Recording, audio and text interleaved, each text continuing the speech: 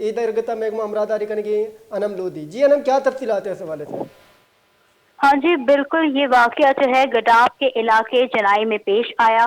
بتایا جاتا ہے کہ تالاب میں 5 لوگ نہانے گئے تھے، جن میں سے 3 نوجوان ڈوب کر جاں بحق ہو گئے. جاں بحق ہونے والوں میں جو ہے وہ 2 سگے بھائی تھے اور ایک نوجوان ان کا ساتھی تھا.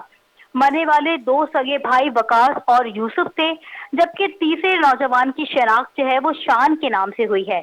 مرنے والوں کی عمریں جو ہیں وہ 16 سے 22 سال بتائی جا رہی ہیں.